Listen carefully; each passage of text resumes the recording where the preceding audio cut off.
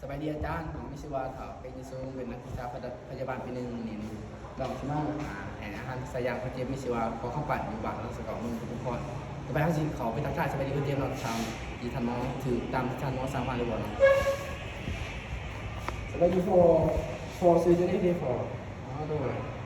อยู่เป็นนักศึกษาพยาบาลปีหนึ่งเดิมมาลงนักศึกษาอยู่คณะนี้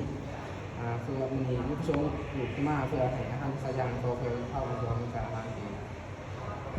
พอมันจะพอกินน้ำเลยเป็นประมาณน้ำสายยา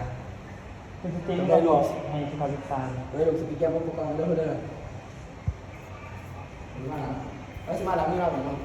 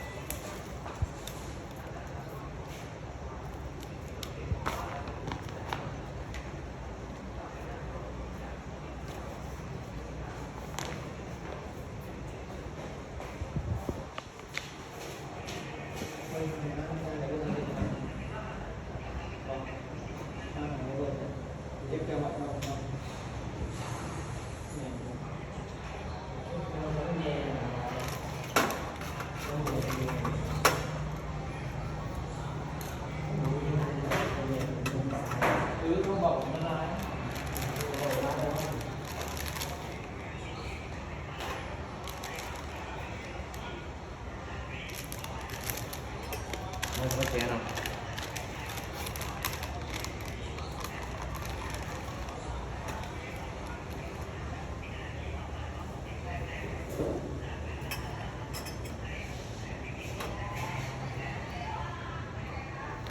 แล้วเราจะวัดสลิงเดี๋ยวใส่ไปตรงนั้น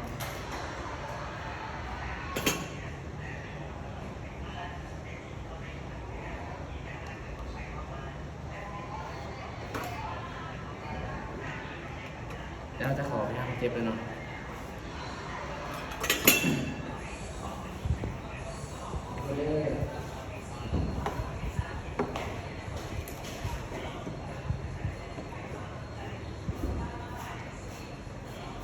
แล้วจะมาแทกเนาะแล้วถ้าเสียนะจะเอาแทกไปหุ่นอาหาร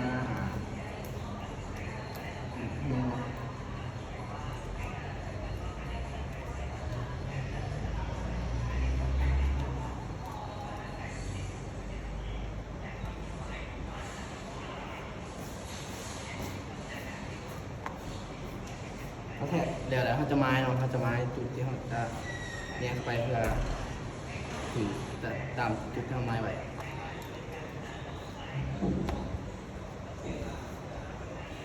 แล้วจะเอาวัสลีนขาดนะน่าจะต้องสีมือนะครับ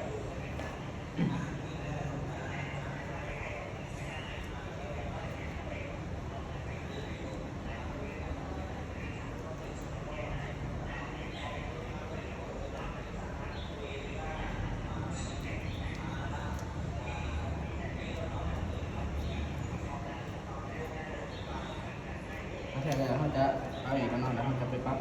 หัวเตียงกันเนาะเขาจะปั๊บในมุม35 องศาเนาะน้ำจะขับไปปั๊บไปเลย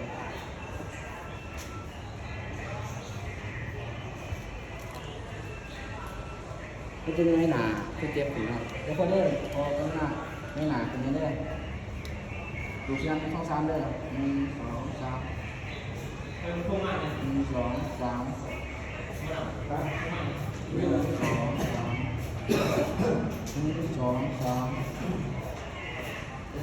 3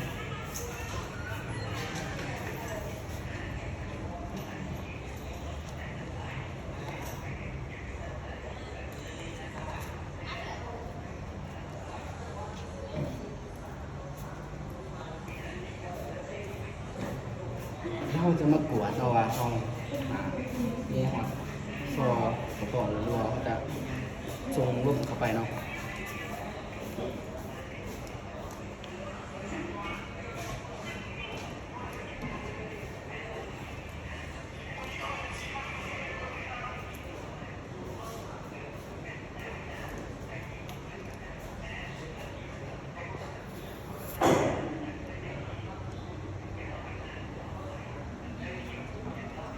เรื่องนี้เขาแบบยินเสียงมันอยู่ที่ของพอเนาะคือว่าห้องหอดจุดของเขาแล้วที่จะหาเนาะ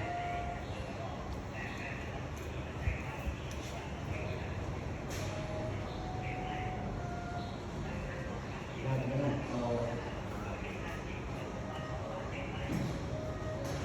าสก๊อตมาตีทำหนึ่งนะ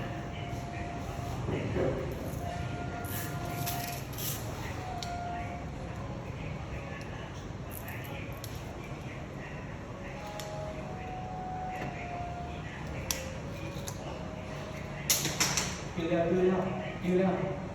ยืนแล้วอะไรกันเนาะ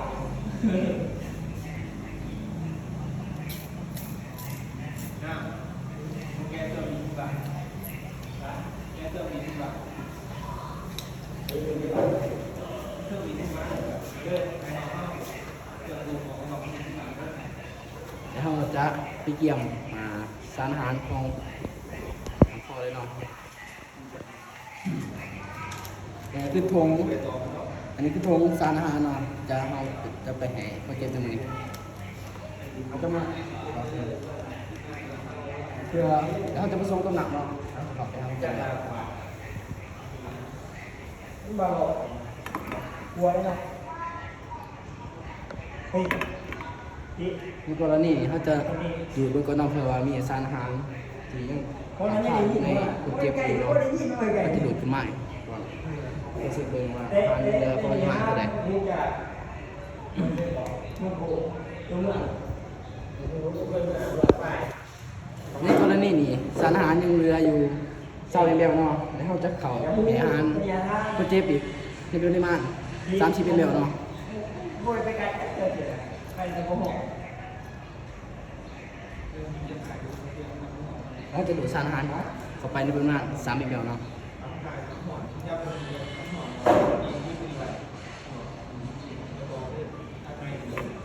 30เป็นเร็วเนาะแล้วเขาจะให้อาหารคนเจ็บเลยเนาะ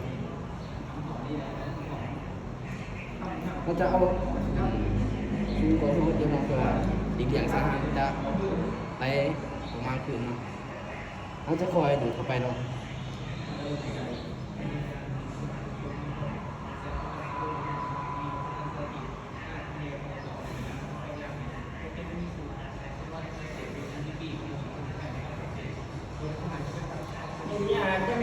หลังจากเขาให้อาหารคนเจ็บแล้วเนาะเขาจะมา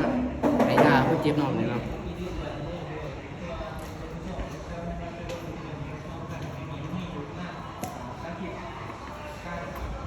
อันนี้คือยานอนที่เราผสมกับหนังเรียบร้อยแล้วเนาะ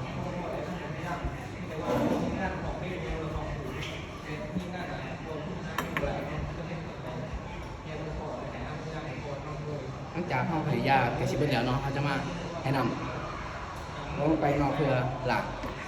อาหารเนี่ยยาเนาะ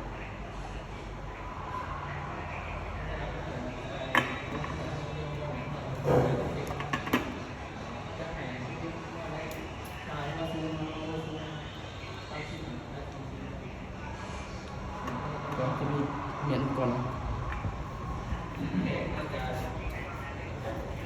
เดี๋ยวเราจะได้พอด้วยเขาจะเป็นสีหนาของพอเนี่ยเนาะว่าถ้าเขามีอาการโซบแผลโซบกรรมเขาจะถอดทันทีเนาะในด้านนี้คือเจ็บตัวปกติดีเนาะตัวสุขภาพยังแข็งแรงดีเขาจะได้เขาจะติดตามอาการของผู้เจ็บตลอดเวลาเนาะ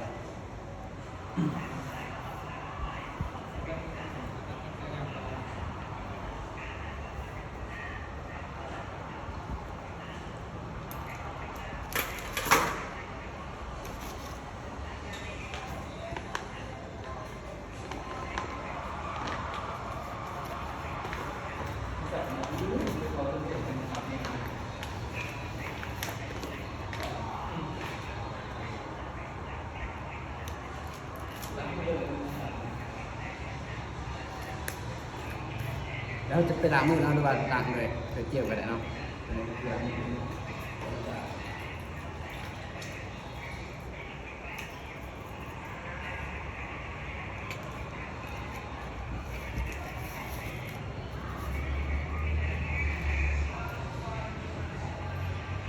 แล้วจากนั้นเขาจะเข้าไปทางเจ็บเนาะโอ้เด้อพอเราจะติดตามอาการน้องคนเจ็บตลอดเวลาเนาะทุกๆ30 นาทีเราจะติดตามอาการคนเจ็บแต่ต่อไปเขาจะไปเจอกันทิปเนาะ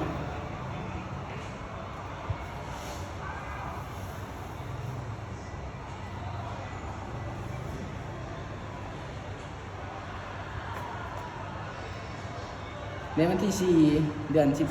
2024เราได้ให้อาหารทับใจยางคนเจ็บวิศวะพอคำปั่นอยู่บ้านเราสกาวมือปฏิบัติเนาะในเวลา8:35 นาทีเนาะ